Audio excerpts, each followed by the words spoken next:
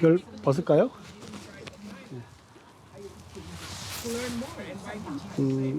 두 번째 야외 예배를 드리게 돼서 너무 이제 감사합니다.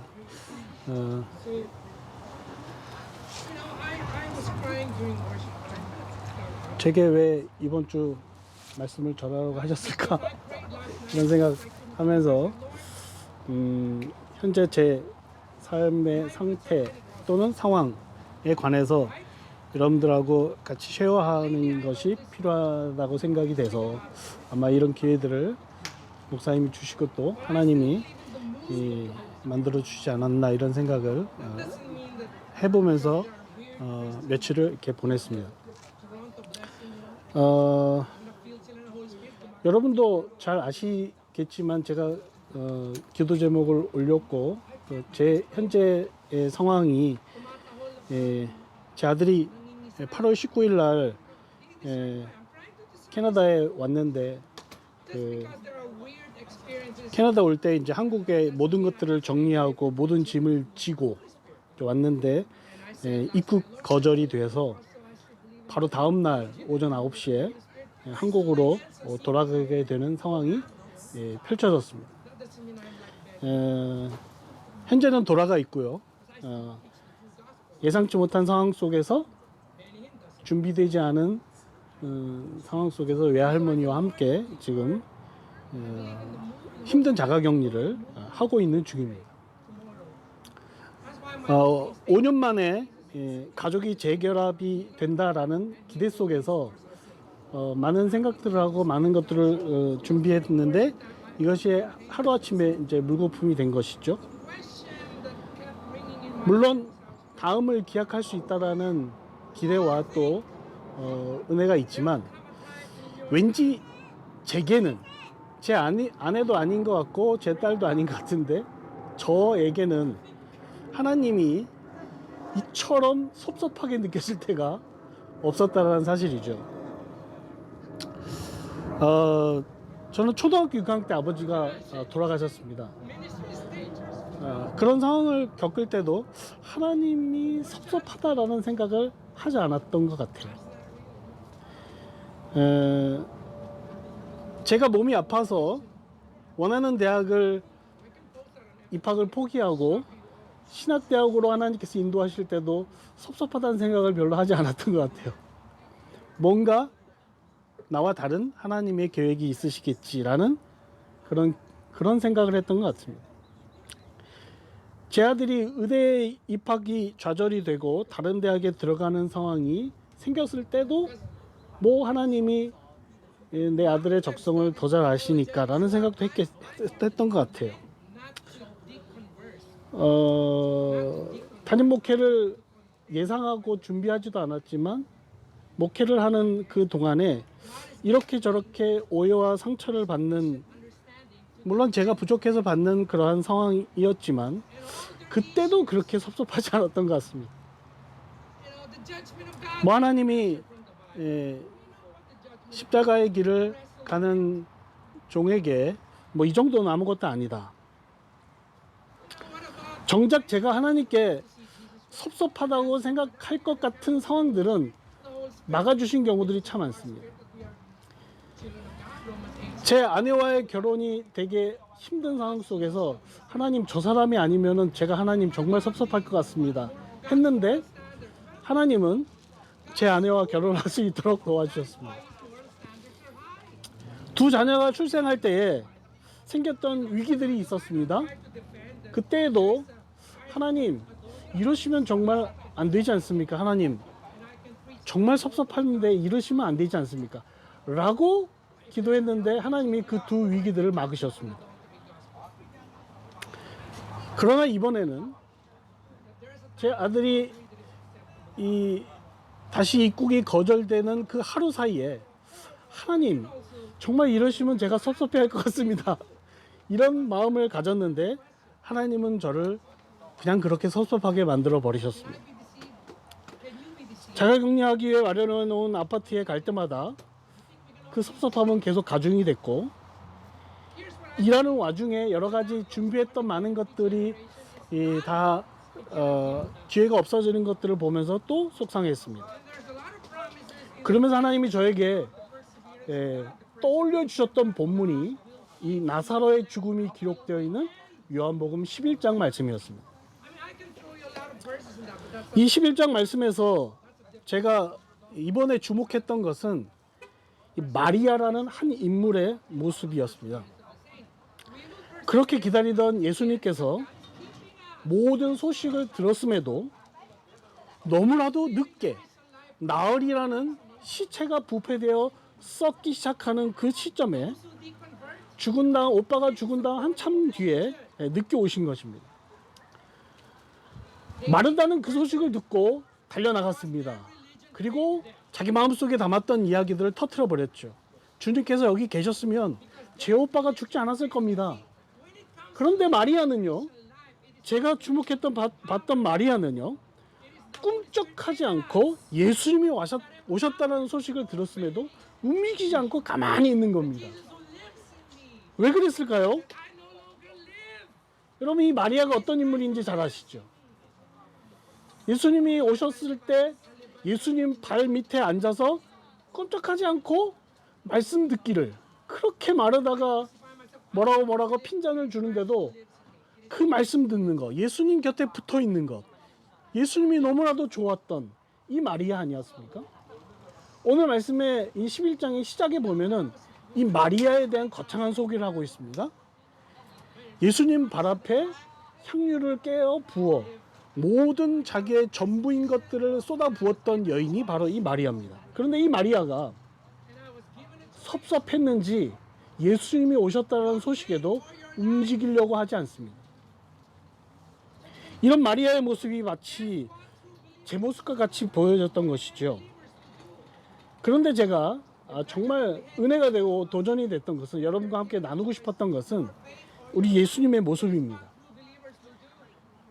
제가 예수님이라면 마리아 너가 그렇게 섭섭해? 네가 나를 이 정도밖에 몰랐어? 그냥 마리아를 그냥 내버려 뒀을 것 같아요. 그냥 섭섭해 해라 그래. 네가 나중에 깨달을 거다 분명히.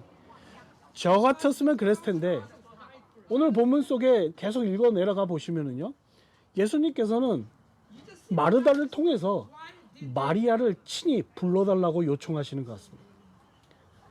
마르다는 돌아가서 마리아한테 말합니다. 야, 너 예수님께서 너를 보자고 하셔.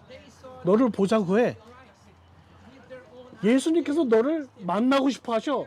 라는 말 한마디에 마리아는, 오늘 성경은 급히 서둘러서 예수님께 나아갔다고 말합니다. 이 섭섭한 마리아를 그냥 두지 아니하시고 주님은 다시 불러서 대화를 하시면서 이 얘기를 나누고 있는 거죠. 똑같은 말을 마르다가 했던 말을 주님께 합니다. 주님이 여기 계셨으면. 제가 볼 때는 그 뉘앙스가 굉장한 섭섭함을 담뿍 담았던 것 같아요. 주님이 여기 계셨으면 내 오빠는 죽지 않았을 거 아닙니까?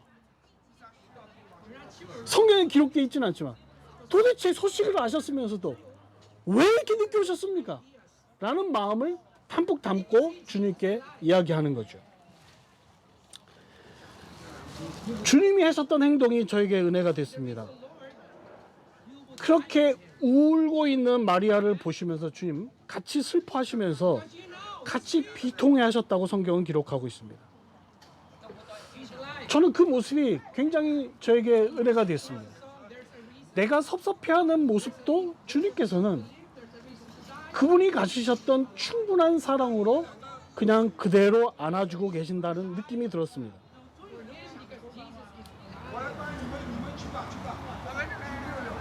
섭섭해하는 마음, 하나님께요, 섭섭해하는 마음이 들면 믿음이 상실될 것일까요?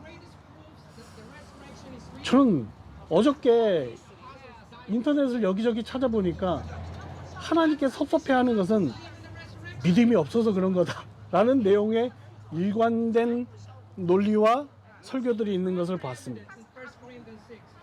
근데 제가 오늘 본문에서 느낀 것은 하나님께 섭섭해하는 그 상태조차도 하나님을 향한 간곡한 기대와 사랑으로 받아주고 계시는 그 예수님을 본 것입니다.